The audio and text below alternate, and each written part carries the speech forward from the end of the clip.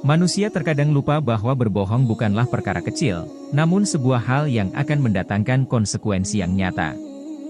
Dalam Al-Quran banyak ayat yang membahas tentang dusta atau berbohong, salah satunya surat An-Nahl ayat 105 yang berbunyi, "Sesungguhnya yang mengada-adakan kebohongan, hanyalah orang yang tidak beriman kepada ayat-ayat Allah, dan mereka itulah pembohong." Selain itu, Rasulullah Shallallahu Alaihi Wasallam juga menegaskan untuk umatnya tidak berbohong. Dari Abdullah bin Mas'ud radhiyallahu anhuma, ia berkata, Rasulullah Shallallahu Alaihi Wasallam bersabda, "Hendaklah kalian selalu berlaku jujur, karena kejujuran membawa kepada kebaikan, dan kebaikan mengantarkan seseorang ke surga. Dan apabila seorang selalu berlaku jujur dan tetap memilih jujur, maka akan dicatat di sisi Allah sebagai orang yang jujur.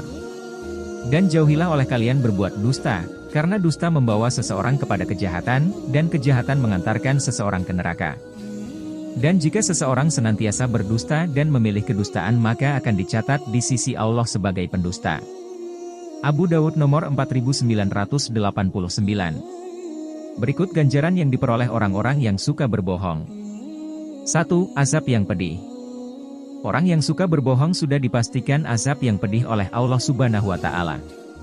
Dalam Al-Quran Allah Subhanahu wa Ta'ala telah berfirman, "Dalam hati mereka ada penyakit, lalu Allah menambah penyakitnya itu, dan mereka mendapat azab yang pedih, karena mereka berdusta." Quran Surah Al-Baqarah ayat 10.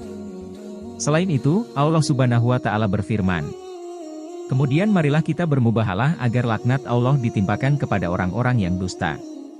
Quran Surah Ali, Imran ayat 61. 2. Mengurangi rejeki dan keberkahan. Dari Hakim bin Hizam radhiyallahu anhu, ia berkata, Rasulullah Shallallahu Alaihi Wasallam bersabda, "Penjual dan pembeli masih dalam khiyar, memilih antara membeli atau tidak, selama mereka berdua belum pisah," atau beliau bersabda, "sampai mereka berdua pisah.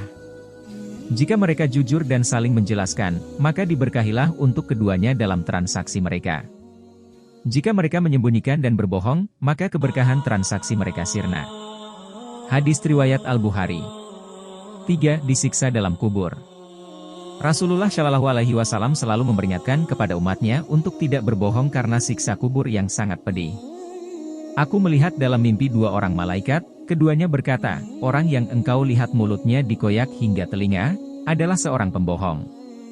Ia berbohong hingga kebohongannya tersebut dibebankan kepadanya hingga mencapai ufuk, maka dibuatlah ia diberi beban seperti itu hingga hari kiamat."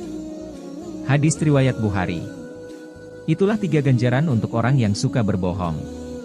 Semoga bermanfaat.